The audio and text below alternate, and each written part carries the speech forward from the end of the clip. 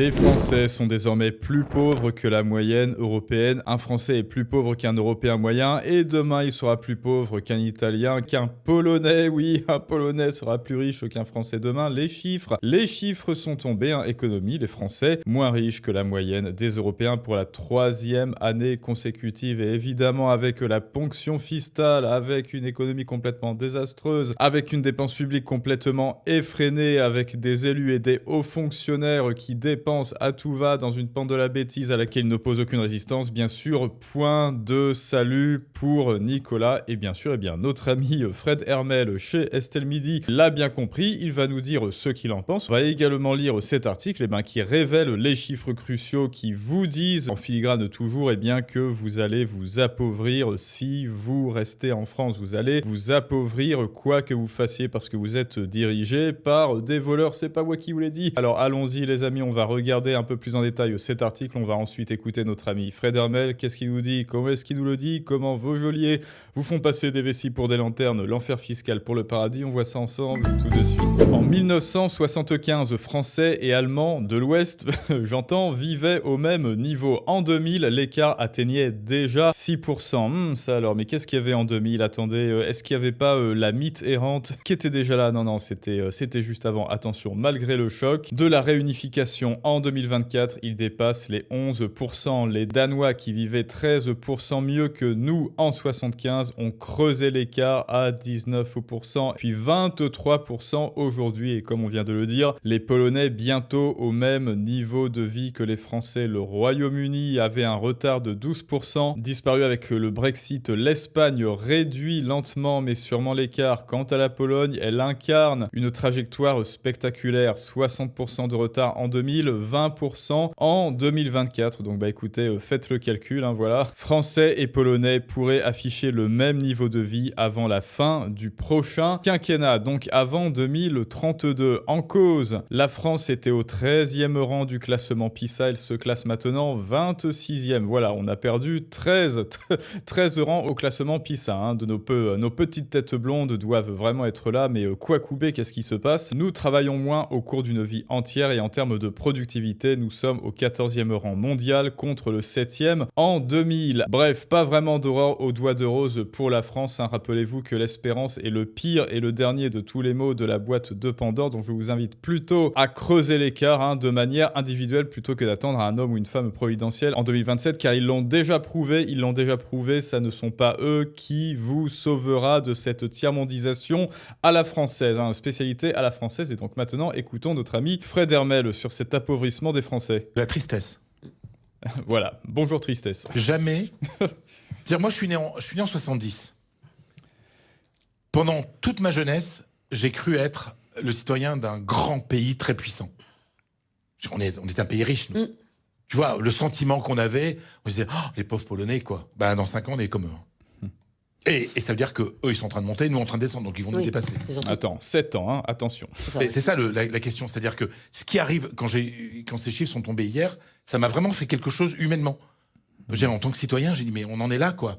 Que s'est-il passé durant les 40 dernières années pour que quand j'étais ado, on était une grande puissance, qui offrait du travail, qui avait un poids économique, qui avait un poids culturel, qui avait un poids politique. Ah ouais, le poids culturel. Avant le poids culturel, c'était le Louvre, c'était la Tour Eiffel, c'était le Sacré-Cœur. Et maintenant, juste en bas de la Tour Eiffel, il y a des méchants gens de blancs toxiques qui vendent à des pauvres et des malheureux à Boubacar des effigies de la Tour Eiffel en plastoc. Diplomatique pour en être là. Mais il y a beaucoup d'indicateurs. L'autre jour, je parlais avec une amie qui a Bac+5, qui dirige 3 médiathèques dans une ville de province. Elle ne gagne pas 2 000 € par mois. C'est scandaleux. Et c'est scandaleux. Elle ne gagne pas 2 000 € par mois, mais ça pareil, 2 000 € par mois, enfin là en fait on vous dit c'est le salaire médian, non pardon, le salaire médian c'est 2 300 je crois maintenant, voilà, avec l'inflation, avec l'augmentation du coût de la vie bien sûr, 2 000 € is the new SMIC. J'ai envie de vous dire d'ailleurs, si vous êtes payé au SMIC, voilà, je sais pas trop comment est-ce que vous faites, parce qu'avec le coût de l'électricité, du gaz, augmentation des loyers, etc., vraiment c'est impossible que les Nicolas Smicards puissent vivre correctement et dignement, parce que tout tout augmente comme si on était un pays riche. Alors non, on est officiellement un pays riche, mais officieusement on se tiers-mondise. C'est bizarre, tout augmente comme si le niveau de vie des Français augmentait, mais le niveau de vie des Français baisse carrément. Donc oui, effectivement, 2000 €, ça n'est plus vraiment un salaire. Et alors, je parle même pas des bacs plus 5, parce que là, on est spécialiste. On est spécialiste en France de la branlette intellectuelle avec des bacs plus 5, psychologue, sociologue, histoire de l'art. Et on vous dit encore, oui, vas-y, et un diplôme et un master, je sais pas quoi. Et là, on a des légions de diplômés en master à la fac qui ne trouvent déjà pas de boulot la plupart du temps. Et s'ils ont la chance de trouver un boulot, ils sont payés au SMIC. Alors voilà, 5 ans pour un SMIC, alors que les travaux manuels qui ont été toujours haïs, méprisés, insultés en France, parce que la France, voilà, pays des Lumières, des grands philosophes, oulala, le travail manuel, c'est caca. Eh bien, un électricien, un bon artisan, hop, il fait une formation de 2 ans et il gagne beaucoup plus que vous 5 ans après, au moment du master. Donc écoutez, voilà, c'est pas à moi de vous dire quoi faire dans la vie, mais moi je crois que vraiment la gangrène en France, c'est d'avoir mis sur un piédestal des filières à la fac qui n'ont ni queue ni tête et qui sont sans débouché, et d'avoir boudé vraiment comme ça de manière irrationnelle d'autres filières qui sont manuelles, qui demandent une intelligence manuelle, qui sont boudées mais qui rapportent beaucoup plus, qui sont beaucoup plus lucratives. Et m'explique comment c'est compliqué pour elle. Mais des exemples comme ça, mais c'est tous les jours. C'est à l'appel. À un moment, je suis désolé de le dire, il va falloir qu'on pense un peu aux Français, qu'on arrête de donner de l'argent partout, qu'on réserve, voilà, c'est tout. Non, parce que on dépense, on continue de dépenser comme si nous étions un pays riche, alors que nous sommes un pays en voie de paupérisation. C'est comme je vous l'avais dit, officiellement sur le papier, France, pays riche, mais non, dans les faits, dans la pratique, paupérisé. La France, ça devient le tiers-monde, mais comme ils utilisent les gens qui vous aiment là, à l'Élysée ou à la mairie de Paris, tiens, on va voir ça, à la mairie de Paris. Est-ce que vous connaissez, en parlant de dépenses, le programme, l'ultime crotte de nez de Anne Hidalgo? Et ben voilà, 80 000 € ont été votés par Anne Hidalgo pour financer 50 ruches au Togo. Donc encore une fois, on balance de l'argent par les fenêtres. Hop, c'est de l'argent magique. La France, c'est cette bonne samaritaine qui distribue, alors déjà qui multiplie l'argent comme si elle multipliait les petits pains, alors que bien sûr c'est de l'argent qu'elle récupère de la poche des Nicolas et elle ne le multiplie pas, elle ne fait que multiplier les taxes avec nos fameux taxes artistes. Et qu'est-ce qu'elle fait ensuite, Anne Hidalgo? Hop là, elle distribue des ruches au Togo. Et quoi d'autre? La formation de 8 professeurs de karaté à Madagascar. Donc autrement dit, elle vous dit, oui, je me fiche de votre gueule, regardez, on a tellement d'argent, on a tellement pris l'argent de Nicolas qu'on en a trop, alors on va financer des ruches au Togo. C'est pour ça que je vous le dis, et comme disait Fabrice Lucchini, il y a des gens en haut qui ne vous aiment pas. Il y a des gens à la mairie de Paris qui ne vous aiment pas et qui vous font passer des vessies pour des lanternes, pendant qu'il y a des nouvelles ruches flambant neuves au Togo et des professeurs de karaté à Madagascar, eh bien Nicolas s'appauvrit et il ne voit jamais la couleur de son argent. C'est tout. On est moins que les autres, que la moyenne. C'est moins 20%, c'est ça, de la moyenne européenne. Vous vous rendez compte? Avant, c'était le couple franco-allemand, les leaders de l'Europe. Aujourd'hui, nous sommes les Italiens. Tu regardes les notes des Italiens. Les Italiens donc, et puis tu vois les notes des agences de notation.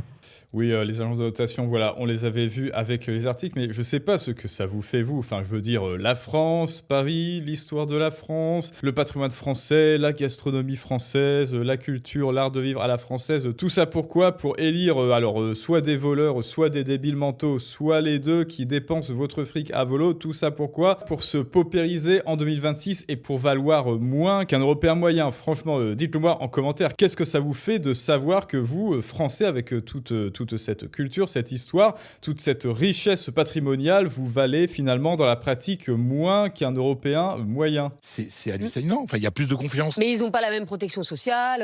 On vit pas la même. On vit très bien en Italie et on est très heureux en Italie. Mais ils n'ont pas la même protection sociale non plus. À un moment, il faut peut-être changer les choses, quoi. C'est-à-dire que là, c'est plus. Donc changer notre modèle. On peut plus vivre au-dessus de nos moyens. Voilà, bon, ça suffit là, Estelle. Est-ce qu'on refait? Non, mais parce que voilà, on me réécoute.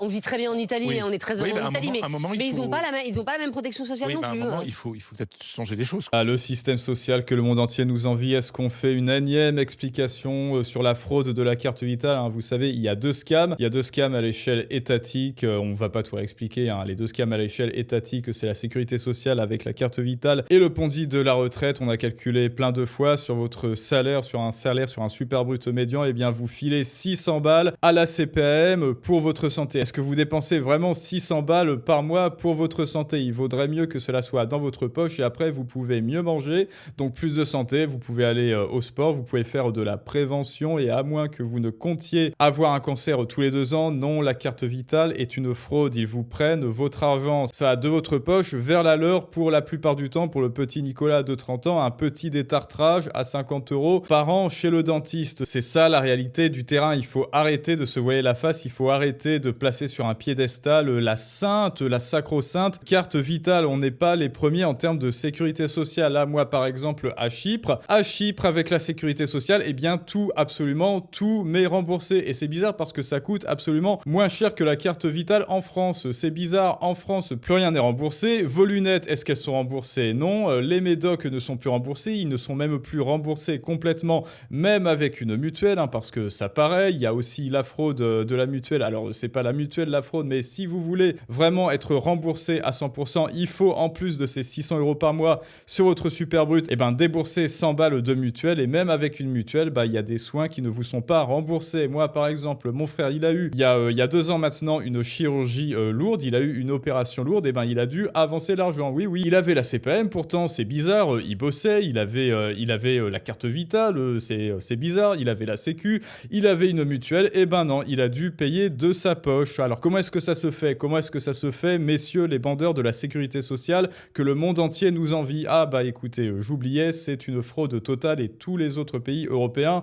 font mieux que la sacro-sainte carte vitale. Allez. Très bien en Italie, oui. On est très heureux en Italie, mais ils n'ont pas la même protection sociale non plus. Voilà, c'était l'ultime crotte de nez de notre amie Estelle Midi que l'on a débunké maintes et maintes fois. Bon bah écoutez les amis, écoutez, dites-moi ce que ça fait de creuser l'écart mais vers le bas avec nos autres amis européens. Et comme je vous l'ai dit dans cette vidéo, vous devez vraiment de creuser l'écart de manière individuelle. Comme je vous l'ai dit, l'espérance d'avoir quelqu'un en 2027, non c'est pas grave, en 2032 qui va régler tous vos soucis, c'est un mirage, c'est un fantasme. L'espérance, c'est le pire de tous les maux. Sorti de la boîte de Pandore il y a fort longtemps, donc vous devez vous prendre en charge individuellement et pour ça, vous le savez, vous devez redevenir souverain tout d'abord de votre argent qui est le nerf de la guerre. Pour ça, vous le savez, la porte d'entrée, c'est Outsider Financier en description et en commentaire, et ensuite rejoindre la page Patreon, parce que les vidéos exclusives que vous ne pouvez trouver que sur la page Patreon, eh ben, c'est le fond de roulement pour augmenter votre connaissance en business, en finance, en expatriation aussi, en investissement. Et maintenant, c'est à vous de me dire ce que vous pensez de tout ça, les amis. Et je vous dis à tous à très bientôt pour un prochain Storytelling du monde moderne, mais ça, c'est une autre histoire.